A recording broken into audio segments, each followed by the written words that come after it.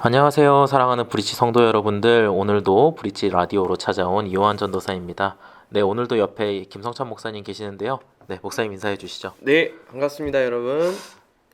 지난 토요일이 목사님 어떤 날이었죠?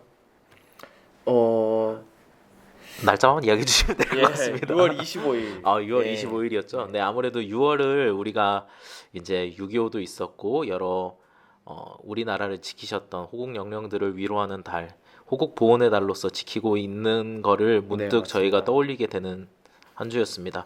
그러다 보니까 이번 주 대화의 내용은 아마 호국 보훈으로 한번 정해보는 게 어떨까라는 생각이 들었어요. 네. 그래서 오늘 이야기를 나눌 내용들은 이제 나라를 지켰던 이들에 관한 이야기들을 한번 나눠보려고 합니다.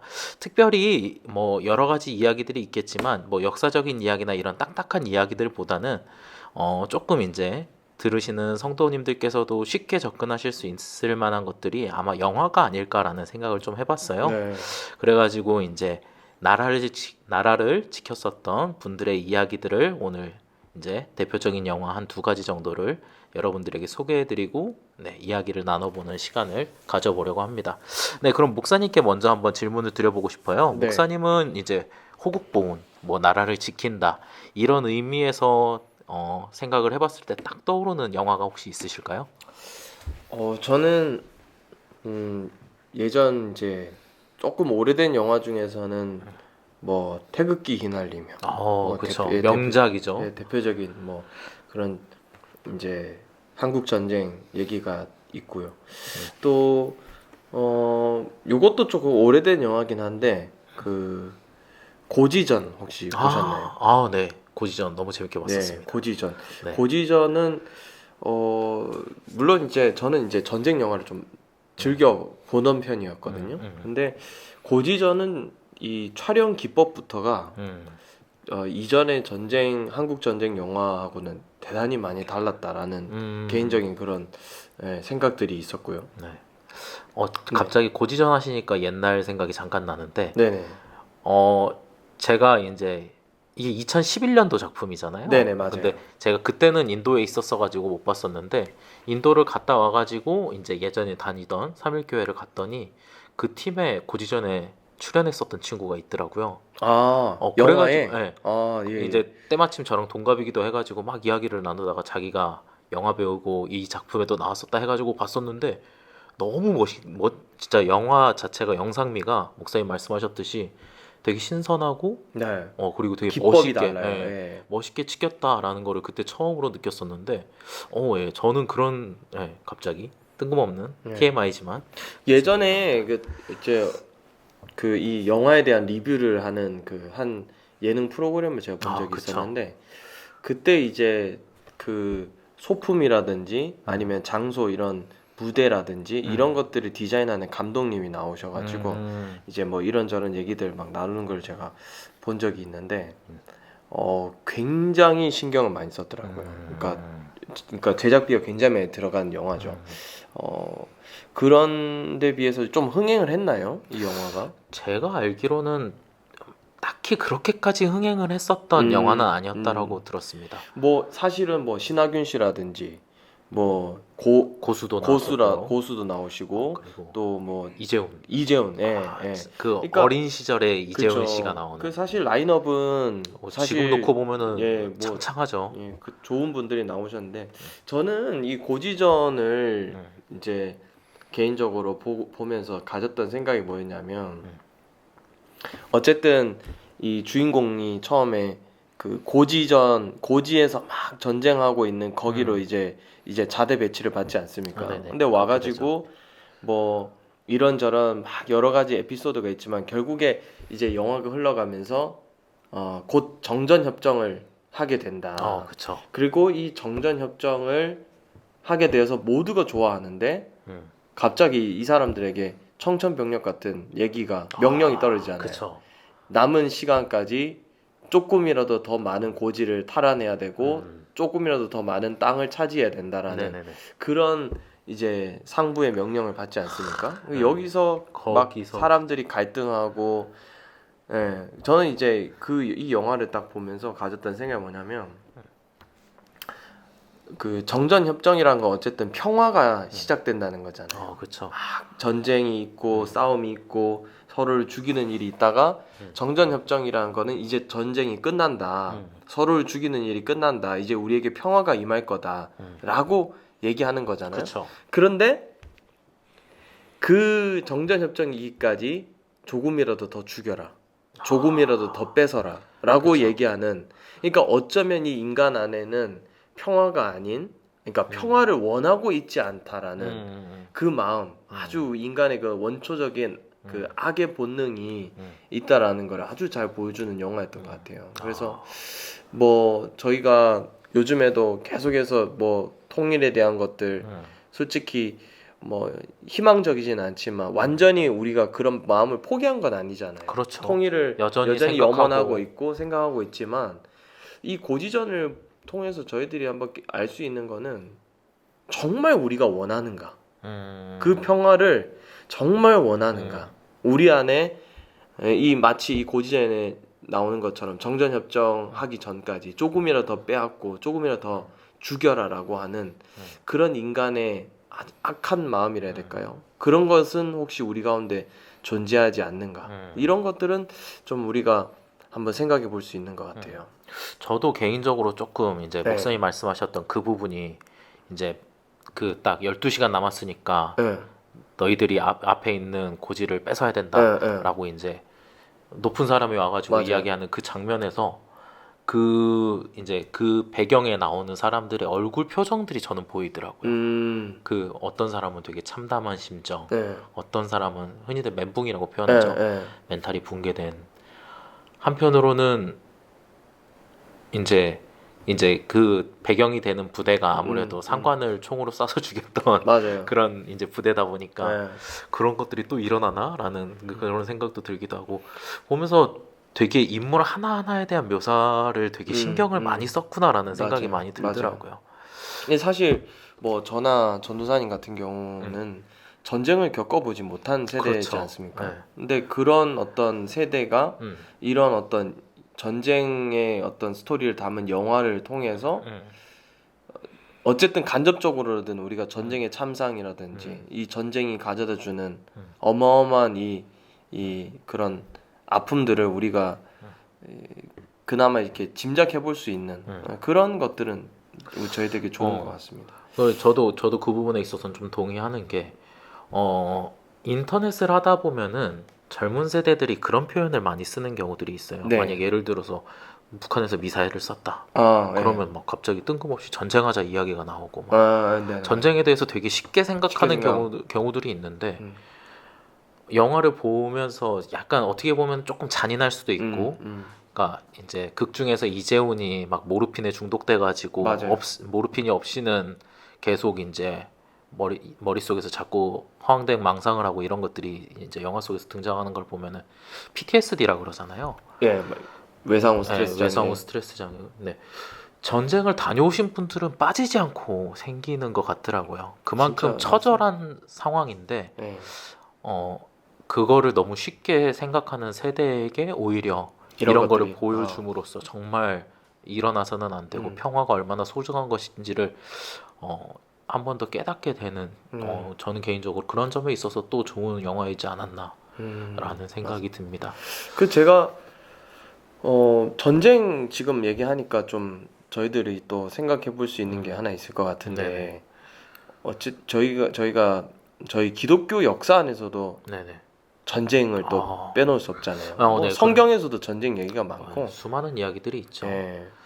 그 혹시 뭐 저희 기독교 역사 속에서 이루어졌던 대표적인 전쟁 뭐 아무래도 일단 네. 기독교 역사 속에서 하면은 가장 대표적인 전쟁은 출애굽이겠죠. 출애굽, 예. 출애굽이 아무래도 가장 유명하기도 하고 한편은 이제 출애굽을 배경으로 하는 수많은 영화들이 있잖아요. 네, 뭐 예를 들어서 뭐. 십계도 있고 아니면은 그 이집트 왕자도 있어요. 네, 만화로서는 이집트 왕자도 있고 그리고 또 성경의 말씀과는 좀 벗어났지만 엑소더스라는 그 신의 전쟁이 네, 신의 전쟁이었나요? 네. 그 약간 판타지 같은 맞아요. 그런 것도 있죠. 예, 그런 것들도 있는데 저는 개인적으로 이제 신앙과 관련된 부분에서 뭔가를 지키고 믿음을 지키기 위해서 뭔가 했었던 전쟁 하면은 딱 떠오르는 건 일단 십자군이 있습니다. 네. 이거는 정말 우리 네. 역사 속에서는 좀 아픈, 예, 네. 아프고 어두운 어두운 기억이죠. 따지고 네. 보면은. 그러니까 사람들이 일반적으로 생각할 때 십자군은 찬란한 영적인 전쟁이다. 약간 이래가지고 다들 갔지만 실상 그 안에 있었던 내용들을 자세하게 살펴보면은 굉장히 어두운 전쟁이거든요. 맞아요. 실제로는 뭐 기독교가 이슬람한테 패배한 전쟁이기도 하고요. 네. 그런 거를 이제 영화 속에서 보여줄 때는 개인적으로 봤을 때는 뭐 한 인물의 중심을 네. 통해 가지고 약간 십자군이 승리하는 영웅적인 네. 모습을 많이 보여주는 영화들이 많았는데 개인적으로 저는 이제 성도분들께서 혹시라도 한번 보실 기회가 된다라면은 킹덤 오브 헤븐이라는 영화를 한번 추천해 드리고 킹덤 오브 헤븐. 네. 말 그대로 하나님의 나라죠. 하나님의 네. 나라라는 이제 제목을 가진 영화가 있었는데요. 2005년 작품이고요. 근데 2005년에 이제 제작사에서 배급한 판이 아니라 2020년에 2년 전이네요. 2년 전에 감독판으로 감독이 제작사에서 내놓은 거가 너무 얼토당토 안 하게 편집을 해놓은 거에 빡쳐가지고 자기가 감독판을 따로 냅니다. 내가 하고 싶었던 말은 이거다. 그거를 위해서 2020년에 이제 감독판을 새롭게 내놓게 되는데요. 여러분들이 혹시 기회 되시면은 2020년 판을 꼭 보셔야 된다라는 거. 그러면 감독이 집중하고 싶었던 포인트는 뭐였나요? 그러니까 서사가 있습니다. 서사가. 근데 이제 그 제작사에서 내놨던 판은 너무 그 서사의 개연성이 없이 편집을 해놔가지고 이제 그 이야기가 연계가 안 되는 거죠. 이 인물이 왜 그렇게 행동할 수밖에 없었는가라는 그런 서사들이 있는데 그거를 다 빼놓고 해버리니까 이제 그냥 말 그대로 영화가 2005년 판은 거의 망작이었다 그랬거든요. 근데 2020년 판을 보고 사람들이 이런 거였구나. 다르다. 어쨌든 그런 게 있었는데요. 여기도 라인업이 장난이 아니잖아요. 네.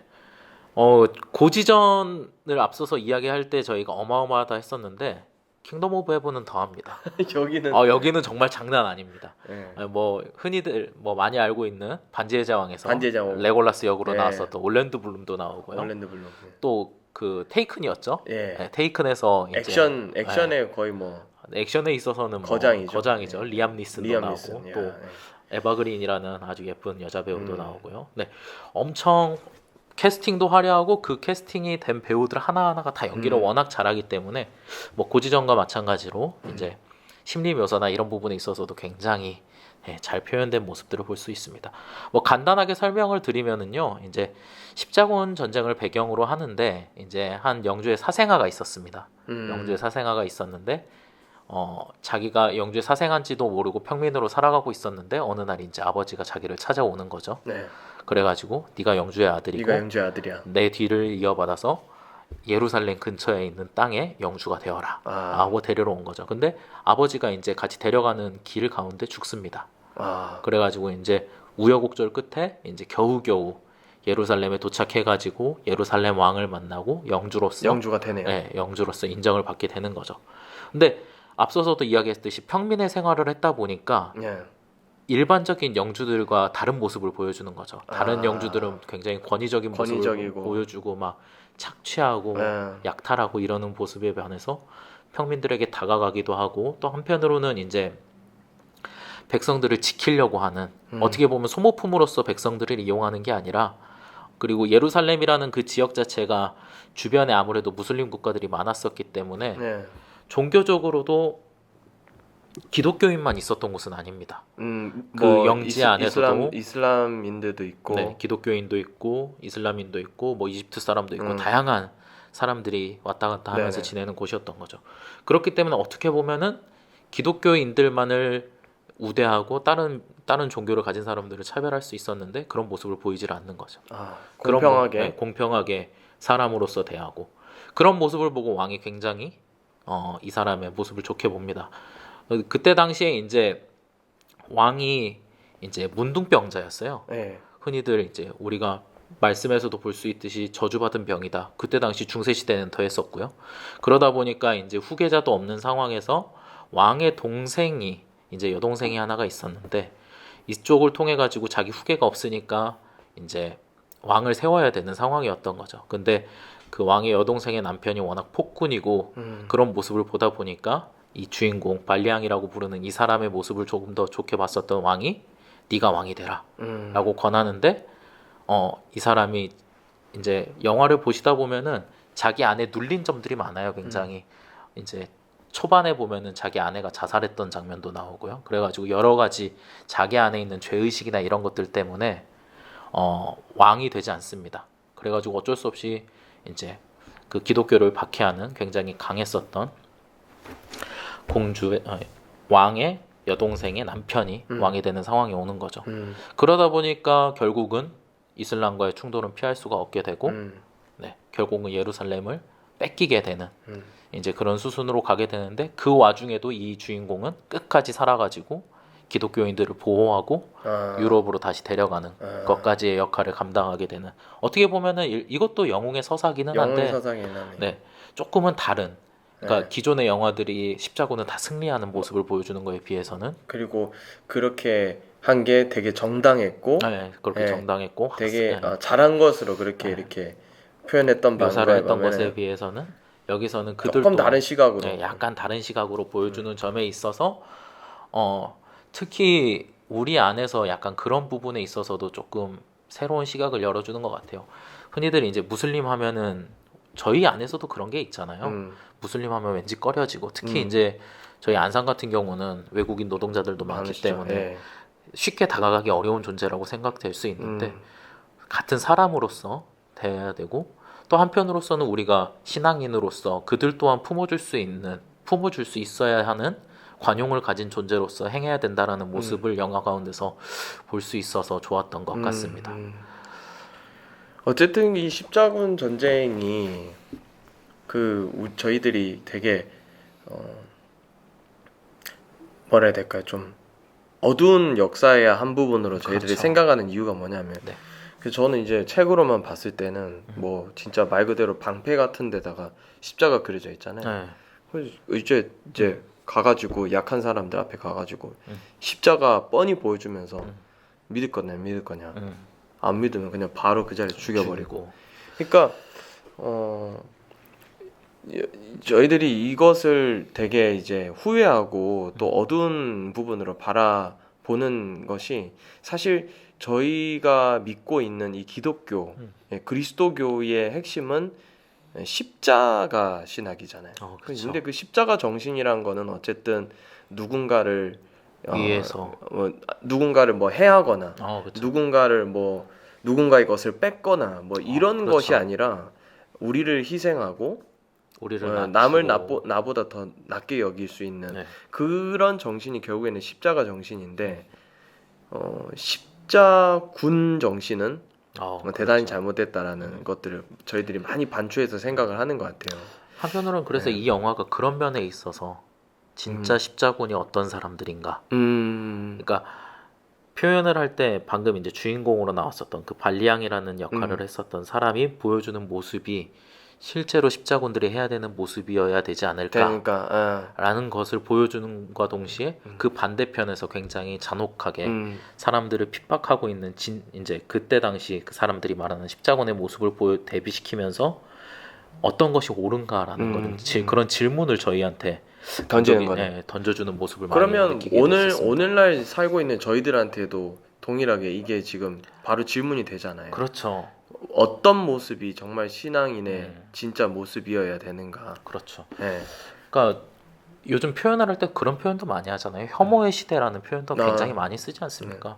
뭐 가깝게는 이제 청년들 사이에서는 남자와 여자가 서로를 그렇죠. 비하하고 세대와 세대 간에서도 갈등이 있고 뭐 정치적으로 더 다르다 했을 때 그들을 비난하고 맹목적으로 맞아요.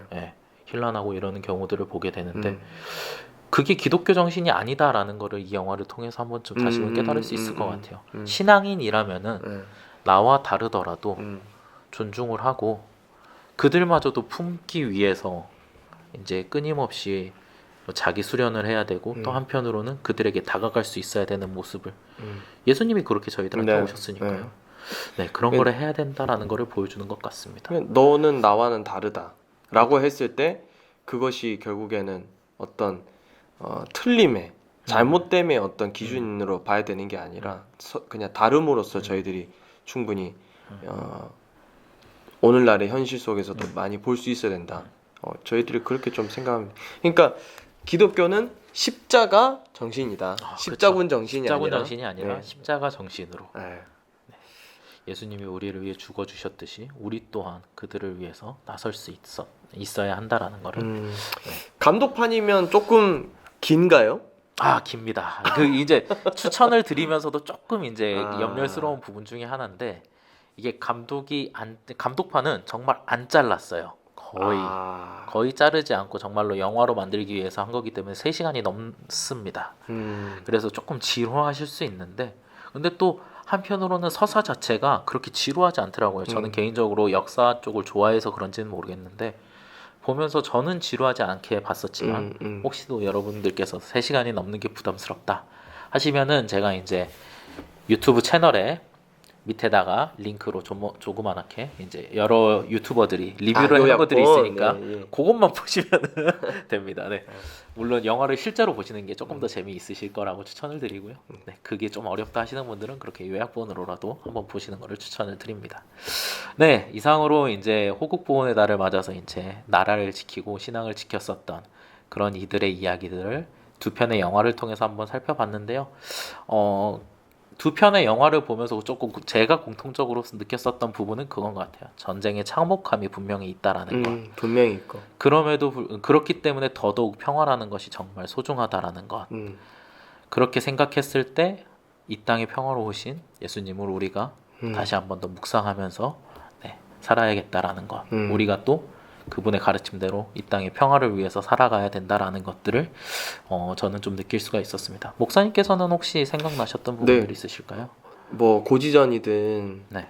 어쨌든 그 이제 킹덤 오브 헤븐이든 겉으로는 둘 다 평화를 얘기를 하지만 그 속에서는 반평화적인 그렇죠. 그런 인간의 본능들이 다 꿈틀꿈틀거리고 그렇죠. 있다는 걸 이 영화들이 잘 보여주고 있는 것 같아요. 그래서 요즘 담임 목사님께서도 에베소서 강의하시면서 이제 희생 없는 평화 없다 이런 말씀 많이 그렇죠. 하셨는데 그 평화를 위해서 우리가 각자가 감내해야 될 희생들이 또 있지 않을까.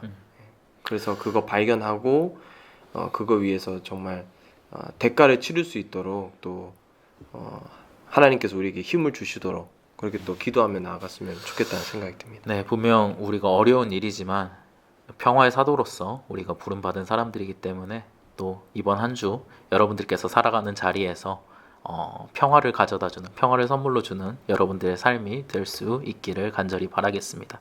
네, 이상으로 오늘의 이야기는 마치겠고요. 다음 주에는 더 좋은 주제로 다시 한 번 더 찾아오도록 하겠습니다. 네, 감사합니다. 감사합니다.